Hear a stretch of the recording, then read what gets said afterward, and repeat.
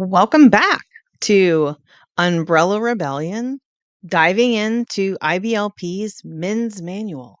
Last video, the question that we addressed about the homeschooling, go check out the last video that I posted if you're not sure what I'm talking about. I had talked about the way he set up that question was part of the grift. So I was like, well, wait, when was this Men's Manual published initially, right? Had he already been thinking about the whole homeschool curriculum at that point, or did this prompt him possibly to go, oh, well, if I'm going to do this, if I'm going to talk about this, I should do homeschooling. So, in my opinion, when I looked at the copyright information, it was first published in 1979. Now, ATI became a homeschool curriculum in 1984 from what I can find online and from talking to other people that seems to track with about the time that people would have been entering ATI for the first year.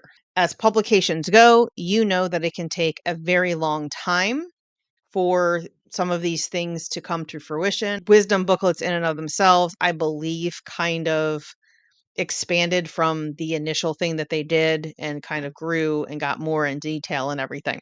But from what I can find online, it appears that this could absolutely have been part of the grift and the setup to use his homeschool program, or that it was an idea in his head, at least at the time. With that being said, we are going to go to the next question. From what I'm gathering, this is a weekly type of thing. You see there, it says 17th week. He likes to break things down into a routine or a schedule. A lot of his products are broken down by do this every day, do this every week, do this every month, do this every year. Definitely part of his whole program. If you haven't seen the other video, we have a question here. How can I understand what is really happening in the complex world? And then he has these questions that you go through. It's your exercise for implementing and getting the answers that are supposedly biblical and correct. The second question is a strong nation is built on strong local communities. True, false? If false, can you explain? So his answer false. A strong nation is built on strong families. When the community is emphasized rather than the family, the social problems that develop are beyond the power of a democracy to solve. The democracy must then become a dictatorship. Families then lose their freedom to worship God because the dictator becomes the new God. Let's focus on family versus community. And it's setting up isolationism, right? That whole answer is saying you as a family need to be isolated from the problems of your community. Does that seem biblical to you? So for me, that seems like not what the focus of Jesus's message was. And all of the Israelites operated as a community. So I'm really curious how he came about the thought process that isolating your family and only dealing with your family problems was biblical.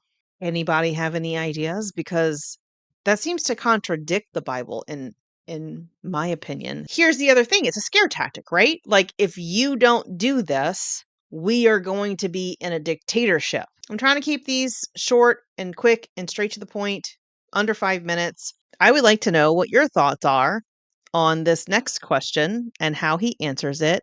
The reason I say that this podcast and Marcy and I stay away from politics is because there are so many people that are just now finding recovery from these cults. They're just now starting to deconstruct. And we don't want anyone to feel like they are being judged for where they are at in their journey. It takes a really long time to come out of these thought patterns.